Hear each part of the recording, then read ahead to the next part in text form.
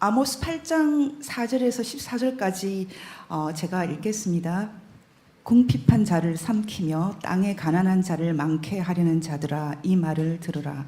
너희가 이르기를 월삭이 언제나 지나서 우리로 곡식을 팔게 하며 안식일이 언제나 지나서 우리로 밀을 내게 할고 에바를 작게 하여 세기를 크게 하여 거짓 저울로 속이며 은으로 가난한 자를 사며 신 한 켤레로 궁핍한 자를 사며 잿미를 팔자 하는도다.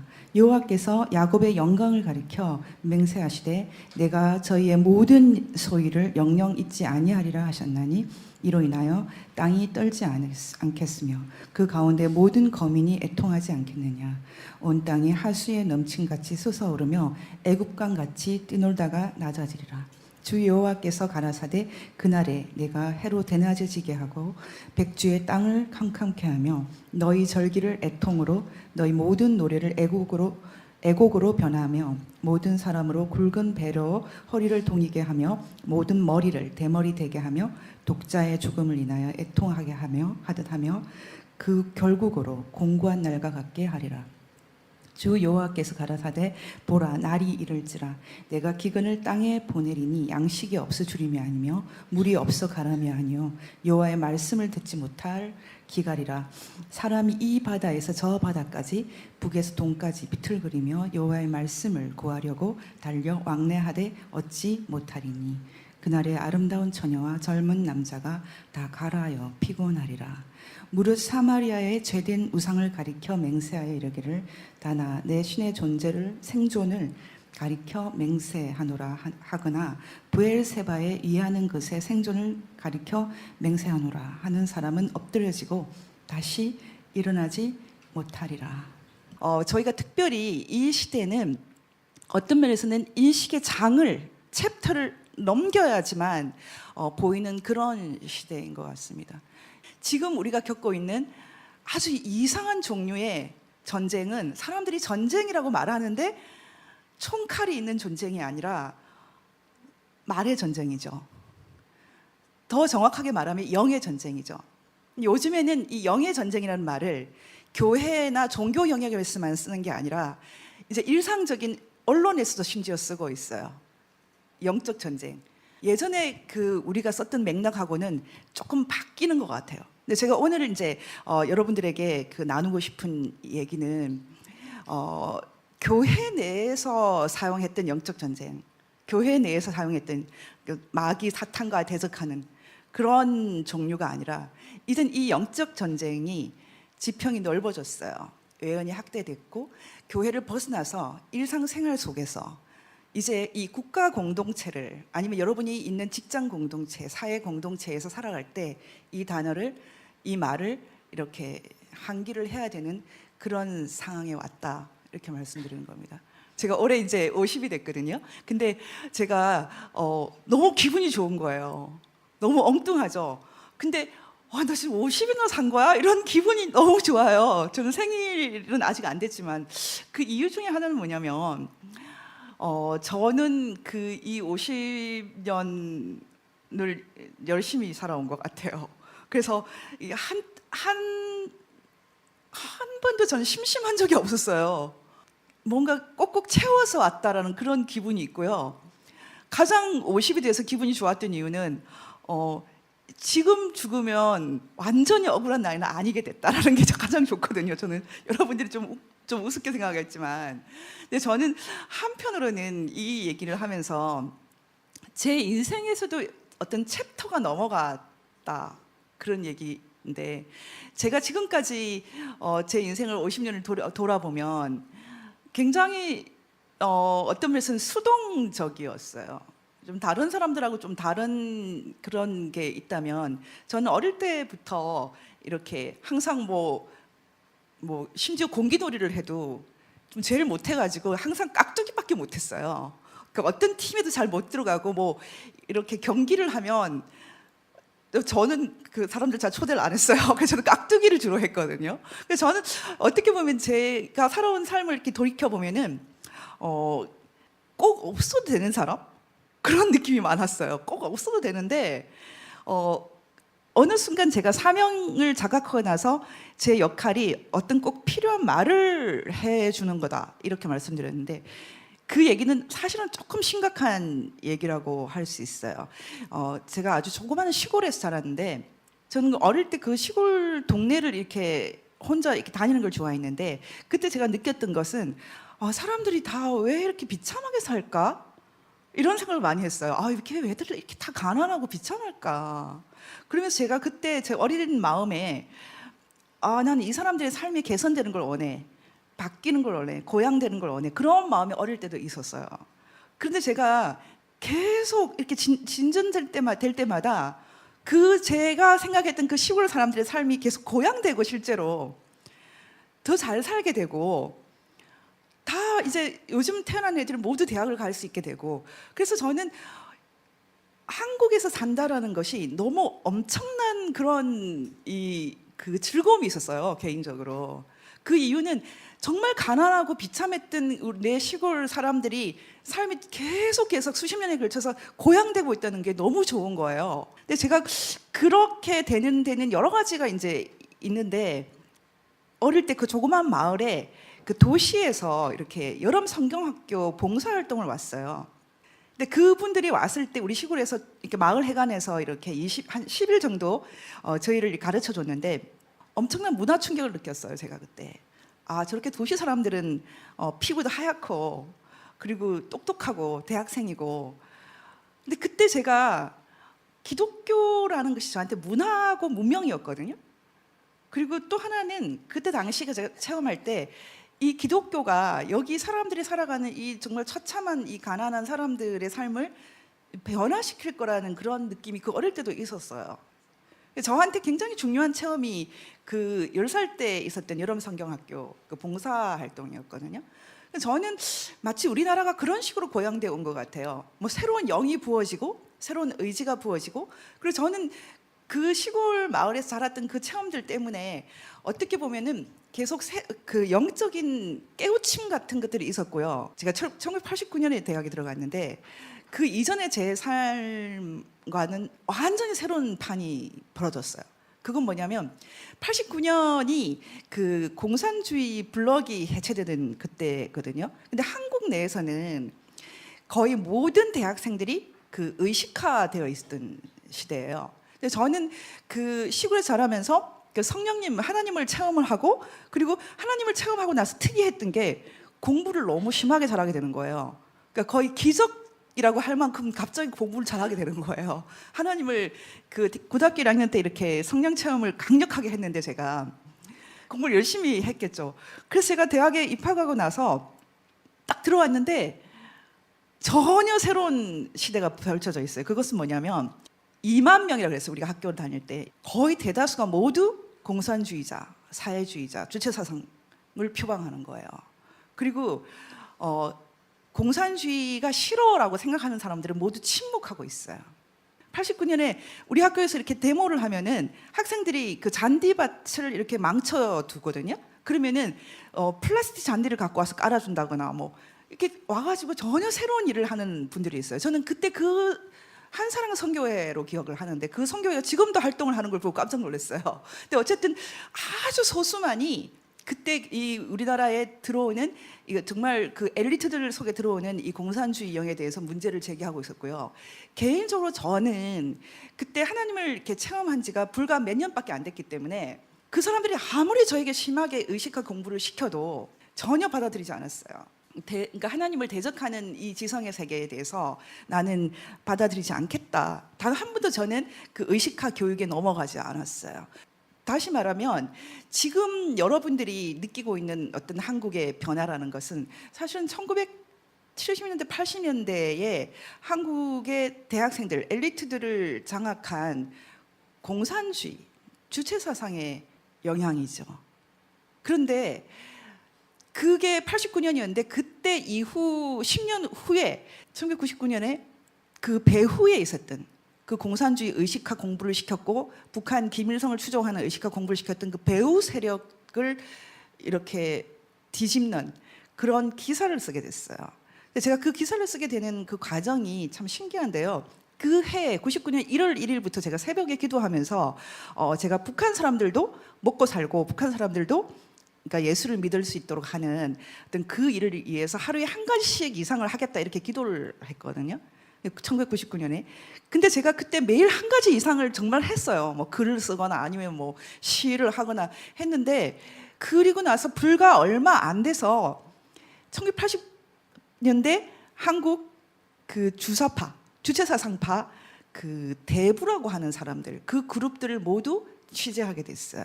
그 사람들의 그 보스가 그 당시에 중국에 숨어 있었는데요. 그 사람을 제가 이메일로 이렇게 연결을 해서 한국에 돌아오도록 이렇게 유도를 했어요.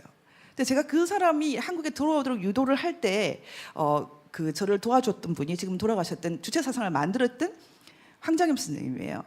그래서 제가 황장엽 선생님뿐만 아니라 몇 분의 도움을 받아서 그분이 한국에 들어오는데 제가 역할을 할 수 있었고, 그때 아직 제가 20대였거든요. 근데 저는 그게 기도의 결과라고 생각을 하는데, 근데 그때 그분들이 전향을 하는 과정에서 제가 전혀 몰랐던 거를 몇 개 알게 됐어요. 그게 뭐냐면 90년대에 이 사람들이 북한 김일성이 난파시킨 간첩을 직접 만나서 큰 돈을 받고, 그리고 그 난파시킨 그 간첩이 이 사람들에게 큰 돈과 권총 이런 것을 주면서 하달을 했던 명령이 한국 내에 있는 그 학생 운동을 이제는 정치 세력화, 그러니까 국회에 진출하도록, 그리고 사법부에 진출하도록 했다라는 거를, 그 물증을 제가 다 취재를 통해서 알게 된 거예요. 근데 제가 그때가 99년인데 그 사람들을 이렇게 전향하는 과정에서 이 사람들이 이런 말을 하는 거예요. 이 사람들은 이제 말하자면 김일성을 직접 이렇게 연결을 했던 사람들이기 때문에 그 지도자 그룹이에요. 일군의 지도자 그룹이 전향을 하면서 그래도 김일성은 긍정하겠다, 김정일만 대적하겠다 이렇게 말했어요. 그러니까 말하자면 반쪽 전향을 하는 거죠. 그래서 제가 그때 그 상황을 보면서 답이 정말 안 나오는데, 그러면 지금 한국의 그 엘리트, 그 정말 뭐 초특급 엘리트들이 지금 세 그룹으로 나뉘는 거예요. 하나는 전향을 했는데 반만 전향한, 김일성은 긍정하는, 김일성이냐 이승만이냐 물어보면 김일성을 택할 수밖에 없는 사람들, 그 한 그룹이 있고, 아예 전향을 안 한 그룹, 그러니까 대한민국 정통 세력과 전쟁을 선포하는 전향을 안 한 그룹이 있고, 하나는 김일성을 추종하지 않는데 막스 레닌주의에 출발한 아주 강성 노동운동을 했던 PD 계열, 이 세 그룹 말고는 아예 엘리트가 없는 거예요. 제가 1999년에 이거를 발견하고 제 인생이 그때부터 완전히 바뀌었어요. 그래서 저는 20년 동안 가장 아무도 없는 그 한 그룹에 그냥 제가 서 있겠다, 그렇게 결정을 한 거예요. 그래서 제가 극우라는 욕을 먹었죠. 전혀 극우 근처에도 가지 않아요. 여러분 중에 김일성이냐 이승만이냐 물었을 때 그 중간을 답할 수 있습니까? 대한민국을 건국하고 또 조선민주인민공화국을 건국하는데 중간에 나라가 있습니까? 둘 중에 하나밖에 택하지 못하는데 제3의 것을 택하겠다, 이런 사람들은 이제 아웃사이더가 되는 거죠. 예전에 6.25 전쟁이 끝나고 나서 포로 중에 한 그룹이 인도라든지 이런 제3을 갔어요. 그 사람들조차도 나중에는 결국은 선택을 했어요. 결국은 한국이냐 북한이냐 택했는데, 지금 우리가 이렇게 제3의 지대가 없는 지대를 살고 있는데 대부분 다 제3의 지대를 살고 싶어 하거든요, 교회에서도. 근데 저는 그때 1999년에 이 체험을 하고 나서 솔직히 고백하면 제가 굉장히 이제 외로운 사람이 되기 시작해요. 그 뒤로 과 친구들을 한 번도 못 만났어요. 전 학교를 그 뒤에도 그 4번이나 더 다녔지만 동창회를 나가본 적이 한 번도 없어요. 왜냐하면 나의 지적인 영적인 동료를 다 잃었어요. 왜냐하면 1999년에 제가 그 사건을 취재하면서 1년간 너무 많은 걸 봐버렸어요. 너무나 많은 세력과 너무나 많은 내용들을 봐버렸기 때문에 그때 이미 저는 이 사람들이 어떤 식으로 이렇게 권력을 형성하겠다라는 것도 판을 다 봐버린 거예요. 제가 보려고 해서 본 게 아니에요. 지금 생각하면 그 제 기도 덕분에 하나님이 보여주신 게 아닌가 이런 생각이 드는데, 저는 그래서 주사파가 이제 드디어 권력을 잡을 텐데 그 사람들을 대적하는 방법은 죽음밖에 없다 이렇게 선포를 했어요. 제가 그 한동안 페이스북으로 글을 쓰면서 전쟁을 했는데요. 그 2017년 대통령 선거가 있던 하루 전날 제가 페이스북에 내일 드디어 한국에 주세사상파가 권력을 잡는 날이 올 텐데 나는 여기에는 그냥 목숨으로 저항하는 거 말고 방법이 없다고 생각한다. 그런 글을 하루 정도 전에 썼어요. 제가 많은 부분 이렇게 정확한 표현들을 미리 하기 때문에 사람들이 제가 예언자라고 말하는 사람이 많아요. 그건 저희 남편도 맨날 그렇게 말해요. 제가 참 신기하게 느껴진대요. 왜냐하면 이번 그 트럼프 그 회담 때 그 전까지 자기 입장에서는 그 트럼프 대통령이 그러니까 훈련을 멈췄기 때문에 한미 훈련을 멈췄기 때문에 북한에서 뭔가 획기적인 것을 하려고 한다. 그래서 그런 마음을 갖고 있었기 때문에 이런 식의 결렬이 되는 것은 좀 생각을 예상을 못했다고 얘기하더라고요. 근데 저는 그 전날 내일 회담이 정확하게 결렬될 거라고 제가 미리 말했거든요. 방송을 통해서. 근데 제가 그래서 저보고 그 다음에 와서 점쟁이 같아 막 그렇게 말했길래 제가 20년 전에 제가 1999년에 그 취재를 한 것 때문에 너무 많은 걸 보게 돼서 알게 돼버린 거지. 난 전혀 그런 점쟁이 아니다. 제가 그런 얘기를 했거든요. 근데 제가 지금 이제 이 말씀을 드리는 이유는 하나님의 사람들은 지금 한국에서 벌어지는 이 판을 정확하게 볼 수 있어요. 이건 공부로 하는 게 아니고요. 정말 어떤 종류의 장치가 필요해요. 제가 그래서 오늘 여러분들의 그 장치를 알려드리기 위해서 일종의 가이드를 제공해드리기 위해서 왔어요. 근데 저는 지금도 늘 얘기하지만 그 1990, 80년대 그 공산주의에 넘어가서 병역을 꿈꿨던 그 사람들 지금 이제 한국 사회를 거의 다 장악하고 있는데요. 그건 PD든 NL이든 그 사람들을 사랑해요. 저는 우익이 아니에요. 좌익은 물론 아니지만. 저는 그냥 아무도 말하지 않는 것을 말해야 되는 사명을 갖고 있다고 생각하고 그 자리는 그냥 하나님이 모든 사람을 사랑한다. 하지만 하나님은 죄를 싫어한다. 그러니까 하나님이 싫어하는 그 죄를 정리하는데 제가 도움을 주는 말을 하지만 그 하나님은 죄를 정말 미워하시는 거지 한 사람 한 사람은 영혼을 사랑한다라는 우리 모든 크리스찬들이 알고 있는 이 전제에서 한 발도 벗어나 있지 않아요. 저는 그래서 잠언서에서 말씀하시는 것처럼 좌에서든 우에서든 치우치지 말고 악에서는 좌든 우든 치우치지 말고 악에서는 멀리 발을 떼라고 했던 그 말씀만 생각하고 20년을 달려왔어요. 저는 북한이 나중에 바뀌어서 그 유럽 모델로 가도 말릴 생각이 없어요. 유럽에 가면은 거의 사회주의 국가 비슷하다라고 느끼는 그런 나라들이 있거든요. 제가 최근에 갔던 그 오스트리아 같은 경우도 상당히 그런 느낌을 줬어요. 이 나라는 거의 사회주의 비슷하다. 이런 모델도 가능하구나. 근데 저는 미국에 있을 때는 미국 자유민주주의라는 것이 한국하고 많이 다르다 이렇게 생각했었거든요. 근데 한국이 이런 모델을 가기가 굉장히 어려울 것 같다. 그런 생각을 했거든요. 단 그 미국 사람들은 여러분 보시겠지만 걷는 사람이 없어요. 뛰거나 아니면 개를 한 마리나 두 마리 데리고 나와야 되지. 그냥 혼자 걷는 사람 저밖에 없어요. 저희 동네에. 누가 그런 얘기를 하더라고요. 갓 온 한국 사람이나 차가 없는 사람들 빼고는 걷지 않는다. 근데 그 미국의 그런 현상이라는 게 기본적으로 미국 사람들은 병에 걸리면 안 돼요. 그래서 병 걸리면 파산하는 사람이 너무 많거든요. 치료는 돈이 한 푼도 없어도 치료는 해주지만 기본적으로 돈이 있는 사람들은 페이를 해야 되는데 액수가 너무 큰 거죠. 우리의 거의 100배에 가까운 그런 거를 치를 때도 굉장히 많기 때문에 그래서 저는 한국 사람들이 누리고 있는 이런 의료보험 이런 거 생각하면은 우리가 미국하고도 정말 다른 나라인데 각자가 다 다른데 누가 조금 더 레프트에 가깝나 라이트에 가깝나 이런 것은 선택이고 내가 정말 하고 있는 일은 좌든 우든 우익 좌익이 아니다. 그런 생각을 옛날부터 하고 있어요. 근데 제가 그럼 정확하게 응답하고 싶어 하는 것은 어떤 영역이냐면 하나님의 관점에서 sin, 범죄, 그러니까 인간의 관점에서 crime, 이런 형법적인 범죄도 말하지만은 이 sin, 하나님의 관점에서 이 범죄라고 하는 이 부분의 어떤 영역에 대해서 제가 다루어야 될 것을 생각하고 있어요. 그게 바로 여러분이 모두 알고 계신 10계명 1계명부터 4계명까지의 사건이에요. 예수 그리스도는 이것을 하나님을 사랑하라로 정리해 주셨어요. 내 몸과 마음 다 해서. 그리고 두 번째 계명은 이웃을 사랑하는 거죠. 10계명 5계명부터 10계명을 정리하셨어요. 근데 저는 사람들이 5계명부터 10계명 뭐 부모를 뭐 공경하라든지 이런 것 아니면 살인하지 마라 이런 것은 우리가 예수를 안 믿는 사람도 모두 쉽게 받아들일 수 있기 때문에 제가 크게 다룰 것은 없다고 생각해요.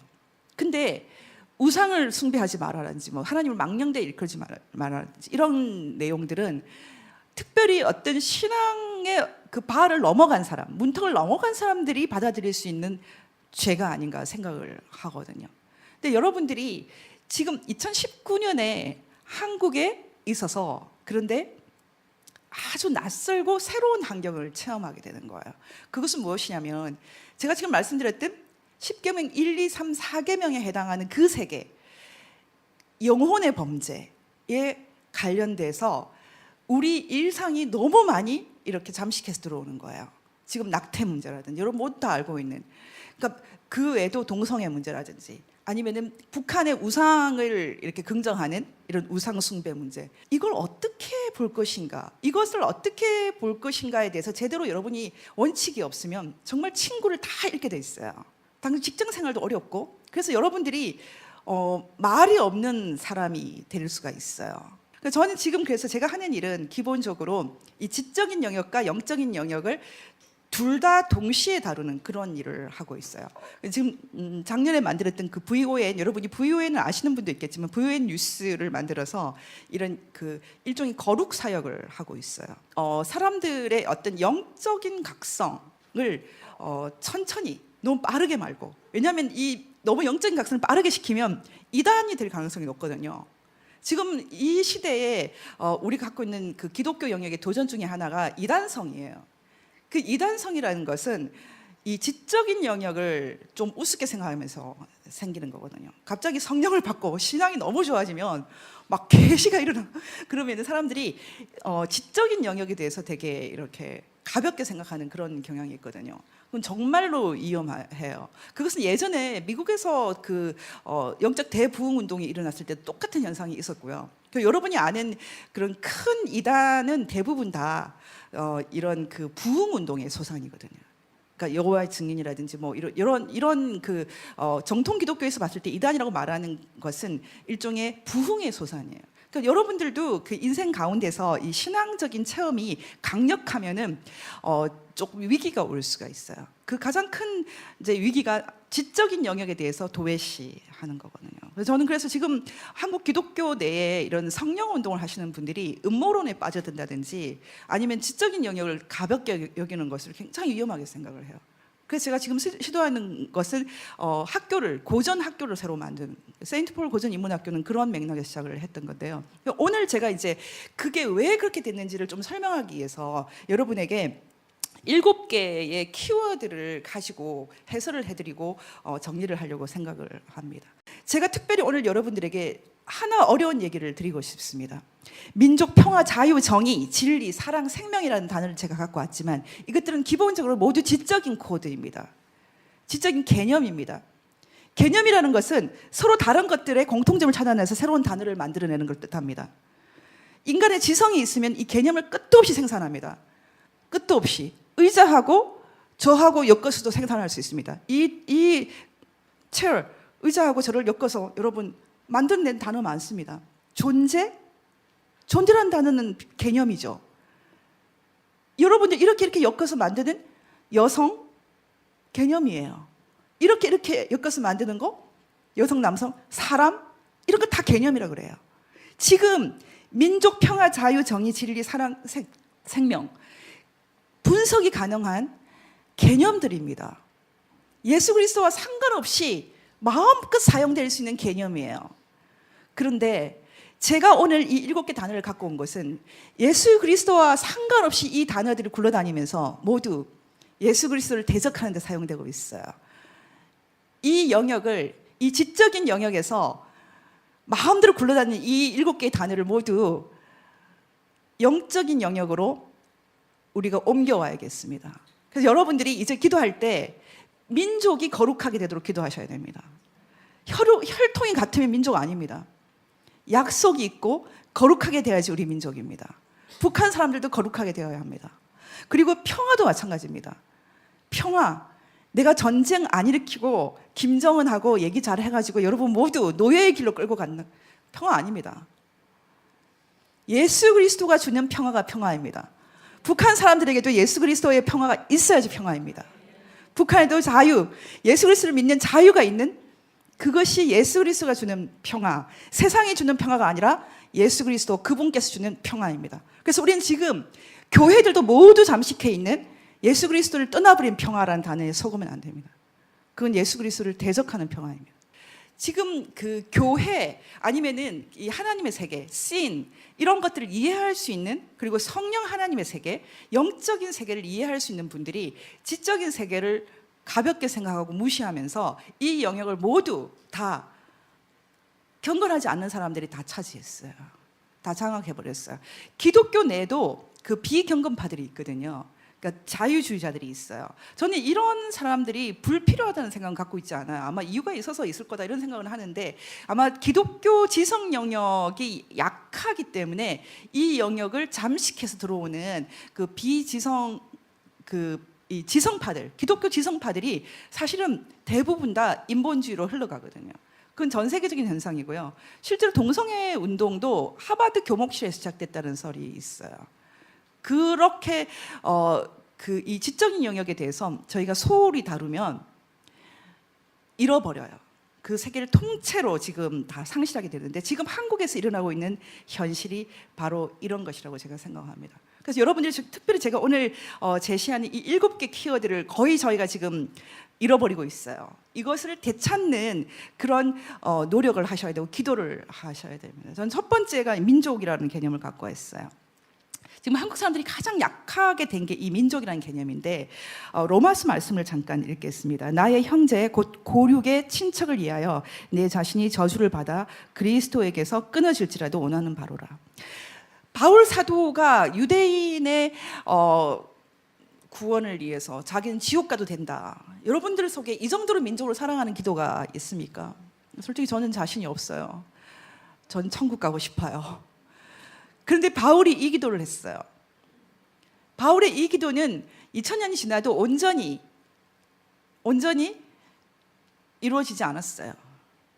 지금도 예수가 필요 없는 유대인들이 많아요. 그래서 여러분들이 앞으로 공부를 하실 때는 유대 기독교 전통이 아니라 유대 그 자체의 전통, 유대 그 자체의 전통이 만드는 국제 질서가 있어요. 그 사람들은 기본적으로 기독교인들의 선교를 굉장히 불쾌하게 생각해요. 실제로 크리스천들이 가장 분별하기 힘든 영역이고, 저 자신도 분별하기 힘들고 지금 공부를 시작했는데, 미국의 전통은 유대 기독교 전통이에요. 이스라엘도 긍정하고 존중하고 유대인을 위해서 기도하는 전통이에요. 그렇지만 예수 그리스도를 구원자로 믿는 전통인데, 이 유대인, 순수 유대인은 예수 그리스도를 부정하기 때문에 순수 유대적인 사고를 하고 있어요. 이 사람들도 아주 굉장히 영향을 끼치는 그런 사람들이 많이 있어요. 그래서 이 영역, 여러분이 이 순수 유대적인 세계가 있다는 것을 좀 생각해 둘 필요가 있는데요. 이 바울의 기도는, 순수 유대인이었던 바울의 기도는 자기가 이제 구원받았다는 확신 속에 나오는 기도예요. 이 구원받은 자로서 구원받지 않은 이 내 민족, 선택되었던 내 민족에 대한 아픔이에요. 그래서 차라리 내가 지옥 가고 이들을 구했으면 좋겠다, 이렇게 기도를 하는 거죠. 근데 여러분, 지금 한국 내에서 우리가 민족하고 우리 민족끼리 얘기를 하는데, 우리 민족을 이 마음으로 보는 지도자가 찾기가 어려워요. 로마서 9장 8절을 조금 더 읽겠습니다. 곧 육신의 자녀가 하나님의 자녀가 아니요 오직 약속의 자녀가 씨로 여기심을 받느니라. 지금 대한민국이라는 나라가 1948년 8월 15일에 자유민주주의 국가로 탄생이 됐는데, 그것을 다 부정하고 있어요. 왜 갑자기 우리나라가 1919년으로 바뀝니까? 1919년에 나라가 있는데 왜 독립운동을 합니까? 1948년 이 나라는 한 사람 한 사람에게 그 디그니티, 존엄성이 부어진 새로운 영이 부어진 위대한 시작이었어요. 이 이승만 대통령의 건국을 지금 우리나라에서 부정하는 운동이 주류가 되어버렸어요. 크리스천들이 잠들어 있는 사이에 나라를 빼앗겼어요. 하나님께 예수 그리스도께 올려드리고 이제 여기 사람들은 아무도 노예가 없습니다. 한 사람 한 사람 모두 기본권을 가지고 있는 아주 귀중한 영혼들입니다라고 선포를 했는데 그 선포를 무화시키고 부정하는 흐름이 지금 주류가 됐어요. 모든 교회가 조용히 침묵하고 있을 때 저는 이것은 지금 한국이 처해 있는 가장 큰 위험 신호라고 생각합니다. 우리 민족끼리 예수 그리스도 안에서 성결하게 된 예수 그리스도란 이름을 통해서 성결하게 안 돼도 한 사람 한 사람이 모두 소중하다라는 그 마음으로도 한 사람 한 사람이 천심이야라는 그 마음으로도 이 얘기는 알아들을 수 있어요. 그렇지만 지금 2019년 대한민국은 1948년 8월 15일에 그 위대한 건국을 버리고 있어요. 북한이 정통성이 있다고 말하고 있어요. 교회들도 그렇게 하고 있어요. 저는 이게 가장 심각한 신호라고 생각합니다. 우리 민족끼리 혈통으로 우리 민족이 되는 게 아닙니다. 약속으로 되는 겁니다. 근데 지금 그 언약을 잃어버리고 있어요. 하께서 내가 너희들에게 준 그 언약을 나는 잊지 않았다고 말했는데 하나님이 나의 성전을 회복하라고 했는데 우리는 지금 자기 집 치장하는 게 바쁘거든요. 하께서 1장에서 그렇게 말하죠. 왜 니네들만 지금 판넬을 붙이고 멋지게 집을 짓냐? 내 집도 좀 회복해달라 이렇게 얘기하잖아요.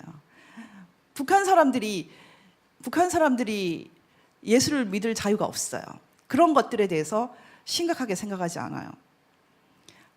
우리 민족끼리란 성결하게 된 민족, 노예가 아니라 한 사람 한 사람이 거룩하게 된 그 민족이에요. 북한은 지금 공식적으로 우리 민족은 김일성 민족이다 이런 선언을 했어요.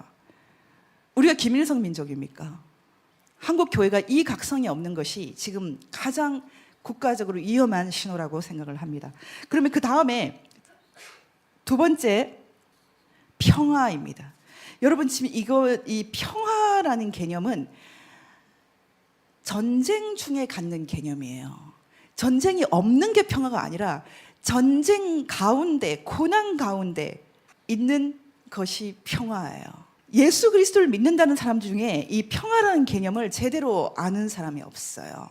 전쟁할 때 있는 개념이 평화입니다. 여러분 지금 우리는 북한에도 자유를, 평화를 선포하기 위한 전쟁을 70년 넘게 치르고 있었어요. 지금 많은 사람들이 방공으로 국가를 만든 것에 대해서 부정하고 있어요. 이번에 도올 김용옥 그 사람은 한신대 석좌 교수로 되어 있습니다. 기독교 대학 교수로 되어 있어요. 이름이. 근데 그 사람이 신탁 통치를 찬성해야 된다고 말하고 있고 그리고 이승만 대통령을 국민묘지에서 파야 된다고 말하고 있어요. 건국의 아버지. 이게 도대체 침묵할 수 있습니까? 여러분 평화라는 것은 전쟁 중에 있는 것입니다.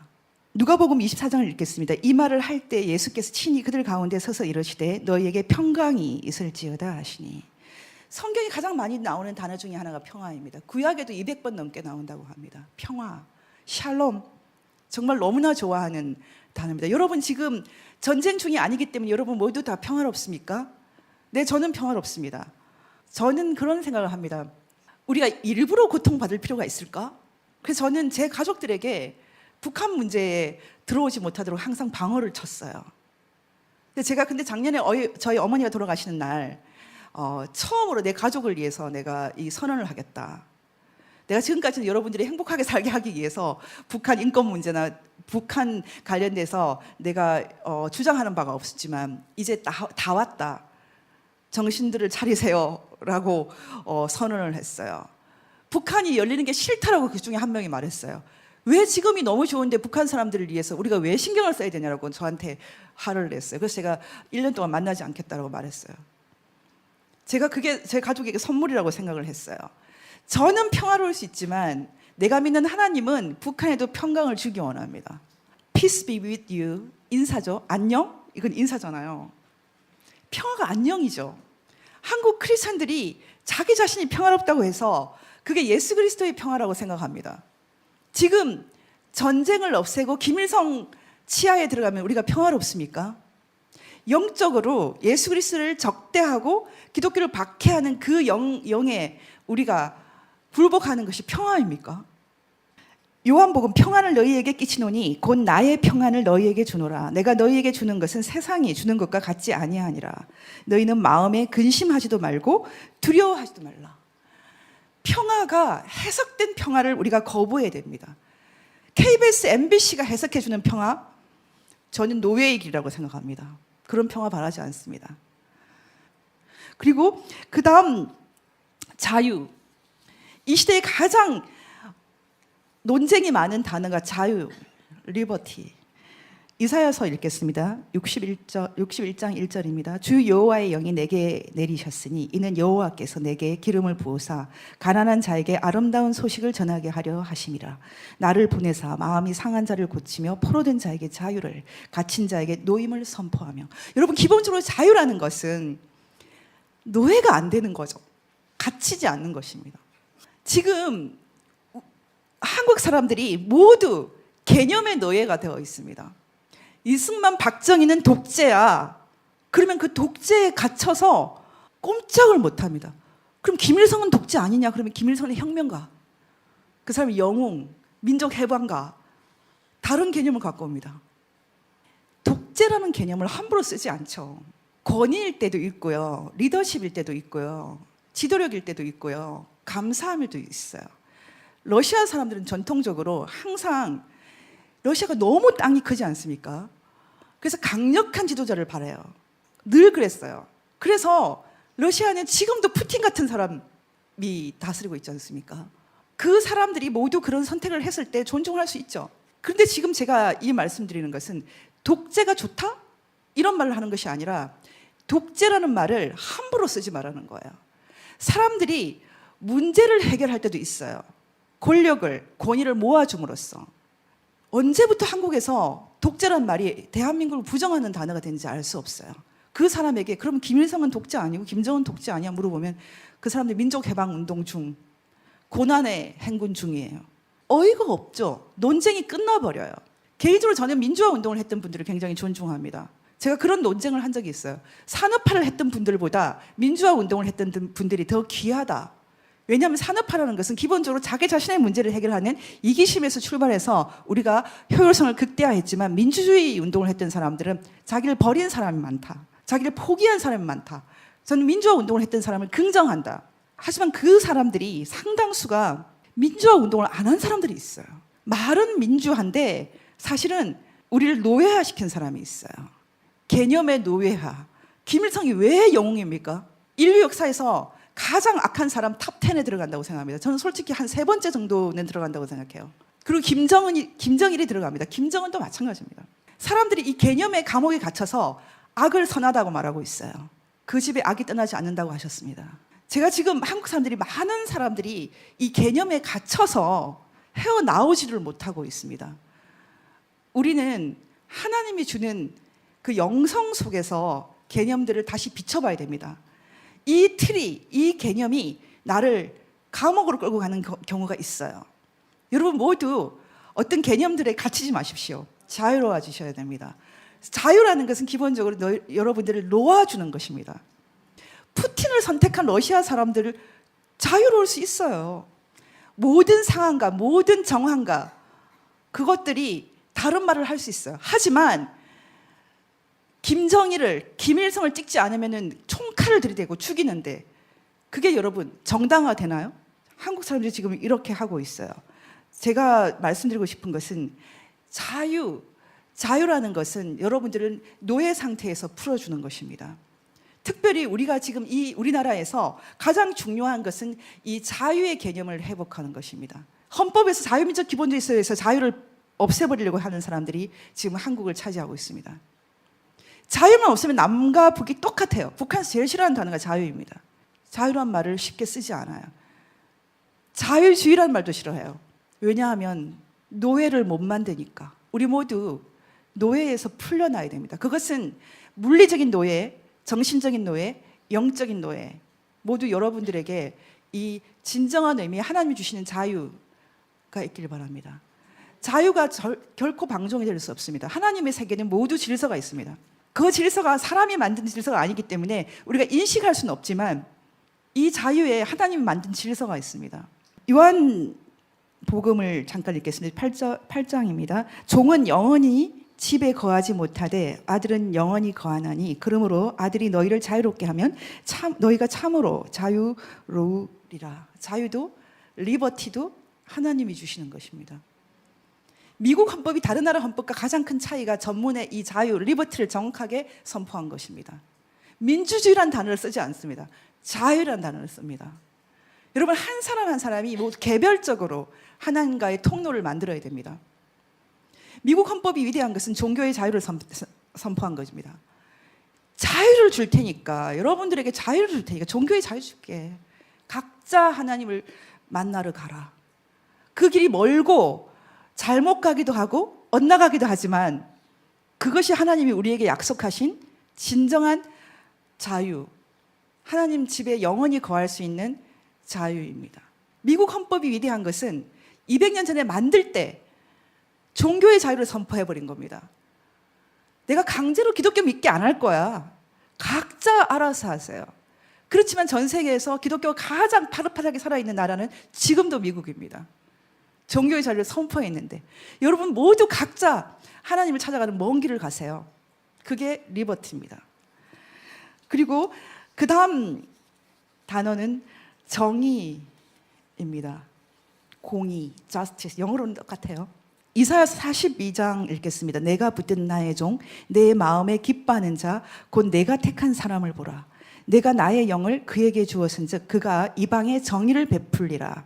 그는 외치지 아니하며 목소리를 높이지 아니하며 그 소리를 거리에 들리게 하지 아니하며 상한 갈대를 꺾지 아니하며 꺼져가는 등불을 끄지 아니하고 진실로 정의를 시행할 것이며 그는 쇠하지 아니하며 낙담하지 아니하고 세상에 정의를 세우기에 이르르니 섬들이 그 교훈을 앙망하리라. 이 시대에 권력 있는 사람들이 가장 욕심을 부리고 뺏어간 단어가 정의, justice입니다. 지금 법조계의 공산주의자들이 너무나 많이 차지하고 있어요. 너무나 인위적인 정의, 그들이 생각하는 그들만의 정의, 그 정의가 하나님이 부어주신 하나님의 영이, 나의 영이, 하나님의 영이 부어준 그 정의입니까? 그 정의는 이렇게 아름답습니다. 꺼져가는 등불을 끄지 않습니다. 상한 갈대를 꺾지 않습니다. 지금은 상한 갈대를 꺾는 정도가 아니라 권력이 없으면 그냥 불태웁니다. 권력이 있으면 다 무죄예요. 지금 권력 갖고 있는 여당 선거법 재판하면 다 80만 원, 90만 원이 나옵니다. 어떻게 이런 일이 벌어집니까? 정의를 마음대로 흔들고 있습니다. 저는 대가가 있다고 생각합니다. 정의는, 하나님이 부어주는 정의는 정의롭고 공의롭고 바르고 공정하지만 아름답습니다. 아름답게 되어 있고 사람들이 마음이 편하게 되어 있습니다. 아, 저 사람 죽였으니까 죗값 치러야지. 사람들이 아름답게 되어 있어요. 여러분, 죄도 안 지은 사람이 감옥 끌려가면 고통스럽지 않습니까? 그게 정의입니까? 죄를 만들고 있어요. 찾아내고 있어요. 자기 편은 죄를 덮고 있어요. 저는 지금 한국에 처해 있는 가장 큰 사회적 위기 중에 하나가 이 정의에 대한 자의적인 해석이라고 생각합니다. 그 다음 진리입니다. 여러분, 진리, 진실, truth. 이 단어는 제가 솔직히 감당하기가 너무 어려운 단어예요. 요한복음 말씀 읽겠습니다. 그는 진리의 영이라 세상을 능히 그를 받지 못하나니 이는 그를 보지도 못하고 알지도 못하니라. 그러나 너희는 그를 아나니 그는 너희와 함께 거하시며 또 너희 속에 계시겠습니다. 진리라는 말이야말로 철학이 아주 좋아하는 관심 영역이에요. 말하자면 하나님과 관계가 없는 이 영역이에요. 철학에서 이 트루스, 진리라는 개념은 순수 이성 비판, 칸트의 순수 이성 비판의 핵심 주제예요. 우리가 무엇을 참되다고 말하나, 무엇이 옳다고 말하나, 이런 것은 수천 년 된 서구 철학뿐만 아니라 한국 철학, 동양 철학도 마찬가지로 무엇이 진실한가, 무엇이 진리인가, 이런 것은 정말 중요한 인간 삶 속에 있는 개념이고 지성의 영역인데 요한복음은 진리가 영이라고 말했어요. 너무 감당하기가 어려워요. 근데 이건 그냥 믿어져야 돼요. 이 시대에 내가 참되다, 내가 진리라고 말하는데 그것은 헛소리가 너무 많아요. 근데 예수 그리스도께서 내가 진리라고 말하고 진리가 영이라고 말하기 때문에 감당하기가 너무 어렵지만 진리가 컨셉이 아니라 스피릿이라는 것이 믿어져야 돼요. 그런 사람이 많겠습니까? 우리는 모두 이 개념을 받아들인 이상은 고독할 준비를 해야 됩니다. 그런데 진리가 영이라는 것을 정확하게 알고 있는 민족은 부강해집니다. 어떤 사람들, 어떤 국제 정치학자는, 어떤 국제 정치 전략가들은 세계 슈퍼파워가 일본이 돼도 상관없어, 중국이 돼도 상관없어, 러시아가 돼도 상관없어, 이런 식의 사고를 하는 사람도 많습니다. 하지만 왜 지금도 미국이 가장 강한 나라일까? 여러분 생각해 보셔야 됩니다. 저는 미국의 가장 큰 장점, 전 미국을 이렇게 좋게만 얘기하는 사람은 아닙니다, 개인적으로. 그렇지만 저는 미국이 지금 1등을 하는 것은 참 다행이라고 생각합니다. 미국을 별로 안 좋아하는 이유 중에 하나는 음식이 맛이 없어요. 순수 미국 음식이 너무 소박해요. 제가 지금 말씀드린 것은 의미가 있는 말이에요. 유럽 사람들이 보여주는 그 문화의 차원하고 비교할 수 없이 소박하죠. 그런데 왜 하나님이 미국을 통해서 세계를 지키나? 춤도 정말 못 추고요. 잘 못 놀아요, 미국 사람들은. 중남미 사람들은 밤새 놀 수 있어요. 밤새 퍼마시면서. 춤을 못 추는 중남미 사람 찾기 힘들어요. 미국 사람들 조용히 입 다물고 있어요. 근데 왜 미국 사람들한테 세상을 맡기나? 하나님의 진리에 대한 인식 능력이 다르다고 생각해요. 이게 진리라고 선포할 수 있는 능력, 그 진리가 영이다, 진리가 스피릿이다, 이 차원에서 가장 민감한 것은 아직도 미국의 크리스찬이에요. 저는 한국 사람들도 그 차원이 열리고 있다고 생각합니다. 한국에 너무나 수준 높은 크리스찬들이 지금 성장하고 있다고 생각합니다. 여러분, 지금 우리가 많은 일들을 마치 전쟁터에서 인구도 줄어들고 많은 영역에서 한국이 부정적으로 보이지만 다 회복될 것입니다. 여기서 진리가 영이다, 진리가 스피릿이다, 진리가 홀리 스피릿이다, 진리가 성령이다, 이걸 인식할 수 있는 능력을 가진 사람들이 많이 탄생하고 있어요. 이게 가장 좋은 뉴스라고 생각을 합니다. 그리고 그 다음 개념은 사랑입니다. 여러분 지금 사랑이라는 말은 하나님이 우리에게 주신 가장 큰 선물이죠. 원래 북한이라는 땅은, 북한에 대해서는 너무 단순하게만 말할 수 없지만 북한은 사랑이라는 단어를 쓰지 않았어요. 북한이 사랑이라는 말을 다시 쓰기 시작한 것은 북한에서 납치해서 갔던 신상옥 씨가 북한에서 이 사랑이라는 단어를 영화 제목에 넣으면서 들어가기 시작했어요. 지금도 잘 쓰지도 않아요. 근데 하나님의 영이 있는 곳은 이 사랑이 있어요. 그런데 사람들이 이 사랑을 무질서한 차원까지도 지금 갖고 가버렸어요. 자유가 질서 안에 있는 것처럼 사랑도 질서 안에 있어요. 질서 안에 있는 사랑은 쾌적하고 행복해요. 기뻐요. 모든 것들이 같이 따라와요. 행복과 기쁨과 즐거움, 유쾌함, 상쾌함, 굿니스, 좋음 다 따라와요. 하나님의 질서 안에 있는 사랑. 그렇지만 그게 파괴되는 사랑은 사랑이라고 부르는데 음란하고요, 더럽고요, 불쾌하고요, 엉망진창이 되죠. 사랑을 아무 데나 갖다 붙이면 안 됩니다. 사랑이 갖고 오는 그 엄청난 개념의 무리들이 모두 좋은 거예요. 굿니스예요. 사랑을 왜 하나님은 이렇게 생겼다라고 말하지 않으실까? 사랑을 하트라고 말하는 거 우리가 지어낸 거죠. 하나님께서 사랑을 보여주지 않아요. 하지만 하나님께서 우리가 사랑을 인식할 수 있는 능력을 주셨어요. 요한 1서를 잠깐 읽겠습니다. 사랑하는 자들아, 우리가 서로 사랑하자. 사랑은 하나님께 속한 것이니 사랑하는 자마다 하나님으로부터 나서 하나님을 알고 사랑하지 아니하는 자는 하나님을 알지 못하나니 이는 하나님은 사랑이심이라. 하나님의 사랑이 우리에게 이렇게 나타난 바 되었으니 하나님이 자기의 독생자를 세상에 보내심은 그로 말미암아 우리를 살리려 하심이라. 사랑은 여기 있으니 우리가 하나님을 사랑한 것이 아니요 하나님이 우리를 사랑하사 우리 죄를 속하기 위하여 화목 제물로 그 아들을 보내셨습니다. 사랑하는 자들아, 하나님이 이같이 우리를 사랑하셨은즉 우리도 서로 사랑하는 것이 마땅하도다. 어느 때나 하나님을 본 사람이 없으되 만일 우리가 서로 사랑하면 하나님이 우리 안에 거하시고 그의 사랑이 우리 안에 온전히 이루어지느니라. 하나님이 나 이렇게 생겼어, 이렇게 말씀하지 않았는데 하나님을 인식하는 능력을 주셨어요. 서로 사랑할 때. 열쇠예요. 하나님을 만나는 열쇠. 그 사랑이 어떻게 음란할 수 있겠습니까? 쾌적하고 상쾌하고 좋은 사랑을 잃어버리고 있어요. 마태복음 24장 요한계시록과 비슷한 계시의 장인데 불법이 성함으로 많은 사람이 사랑이 식어지리라. 영어로는 위키드라고 아주 사악함이라고. 너무나 세상이 사악해지기 때문에 사랑이 식어지고 없어진다. 죄가 하나님과 우리를 떼버리죠. 우리 모두 우리 교회와 우리 각종 공동체가 모두 서로 사랑함으로써 하나님을 초대했으면 좋겠어요. 저는 늘 제가 일하는 곳에 사랑이 함께하기를 바라요. 손해 보기를 바라고요. 예배하고 서로 기뻐하고 서로 칭찬하기를 원해요. 사랑은 하트가 아니에요.